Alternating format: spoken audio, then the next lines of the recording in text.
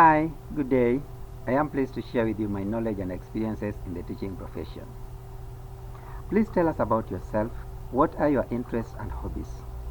I am Mr. Joseph Odongo Abiero. My colleague teachers call me Mr. Viedo, but my learners do call me Teacher Joseph.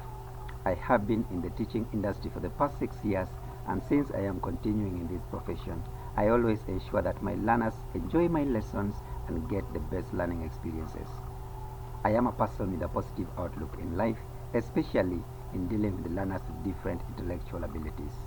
My interests and hobbies are making new friends, traveling, listening to music, watching basketball games, and reading motivational books.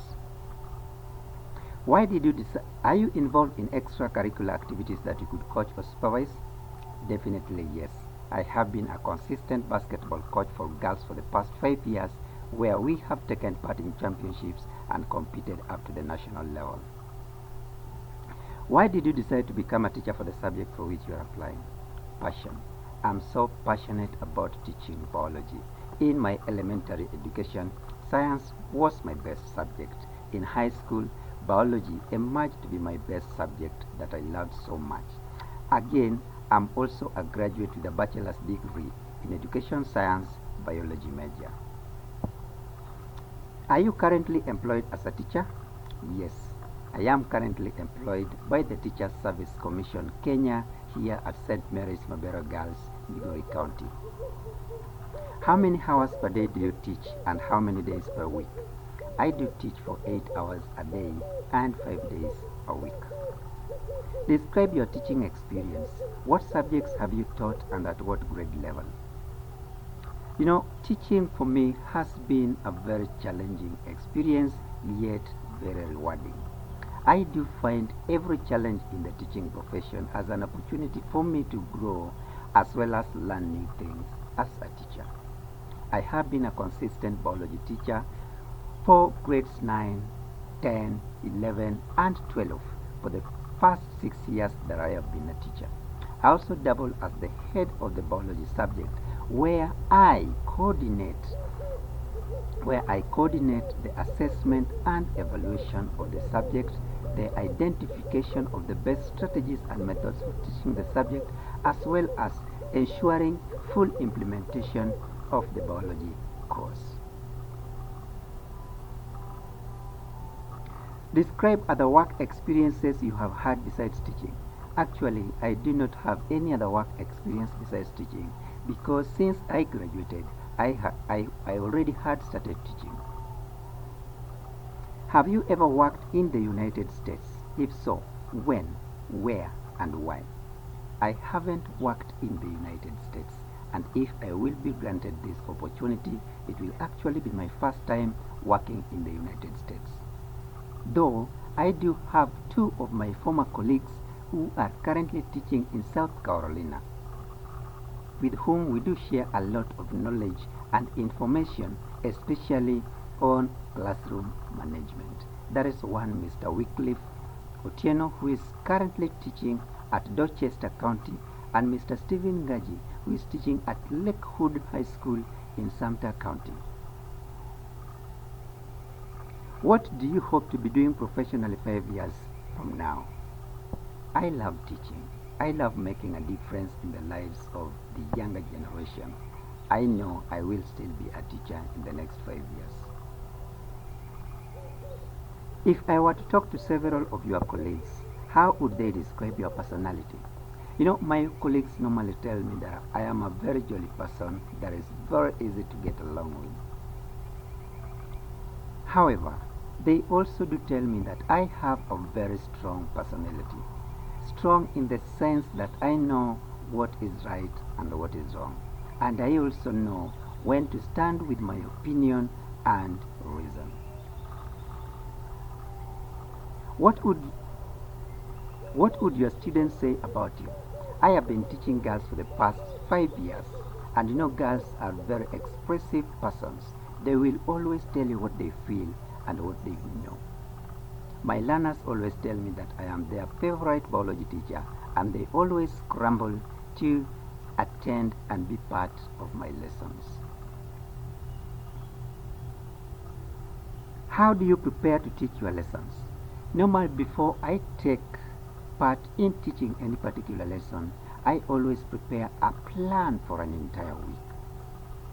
After preparing a plan for an entire week, the first thing that I always do is to gather all the necessary materials that I will require to teach that lesson.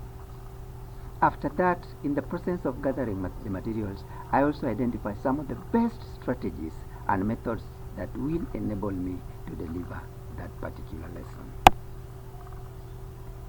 What would your lesson plans include?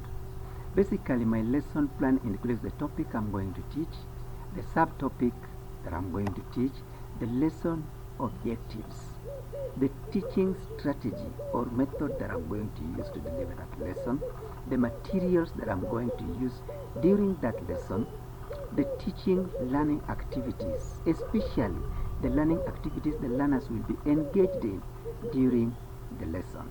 Then I have a section for the assessment tools that I'll use to evaluate my learners during and after the lesson. Then I have a section for the remarks where I will give a comment as to whether the lesson was satisfactory or there is need to review it in the next lesson. Think about a class that you have taught recently.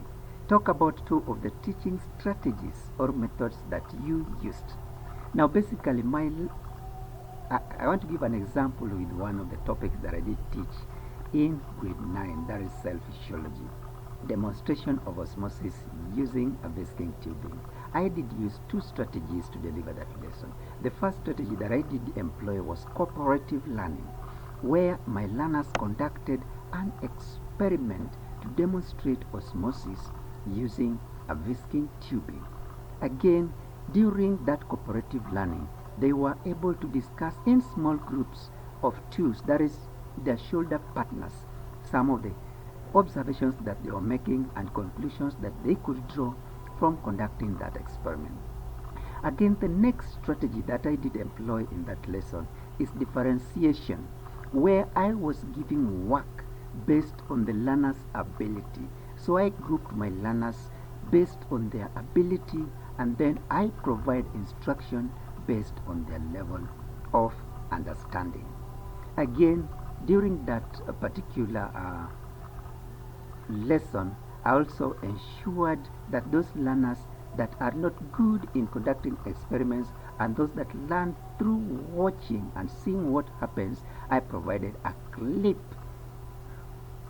of the already conducted experiment so that they watch, see the outcome, and make their conclusions of the same. What methods do you use to grade or evaluate your students? Now, here in my school, we normally have 2 forms of assessment. There is formative assessment that we normally do during the lesson, where we ask questions to learners to gauge their level of understanding of the concept that we are teaching. Again, at the end of the lesson, we also provide a small quiz or a random assessment test to test whether they have understood the key concepts that were portrayed in that particular lesson. Again, at the end of the term, we provide an exam that now evaluates the entire biology course to actually tell the level of comprehension and retention of what actually the learners have learned. If you use technology in your teaching, describe how you use it. Specifically, describe your experience using a smartboard and ways that you incorporate it in your lessons. Actually, in my school right now, we do not have a smartboard, but I was privileged to teach in a school during my teaching practice that had these facilities. That is the Alliance High School, where we did use a smartboard to provide instruction to my learners. It was very key, especially in playing videos of various lessons that required videos to be played. Again, it also provided a one touch for actually projecting some of the pictures that we use in learning. Also search for different materials in the internet and display to learners to see Again, it also provided a very interactive program where learners could come and manipulate various things on the board. In my current school, we just have a projector, a laptop, and a whiteboard where we project our slides of the various instructions for the learners, as well as actually play various video clips of what need to be played for the learners to enjoy the lesson. If you have students who are noisy or non-attentive, share with us 2 ways you'd get them to be quiet and concentrate. Now, one of the things that I normally do in my class is that whenever I have noisy or disruptive learners, I walk around the class so that they could notice my presence. Now again, I also, if I identify one of the learners, I go straight in front of them and look at them in the face so that they can change and shift their focus to what we are doing. In a case where that one fails, again, I may change my learning strategy to ensure that the learners are more engaged and enjoy what they are doing.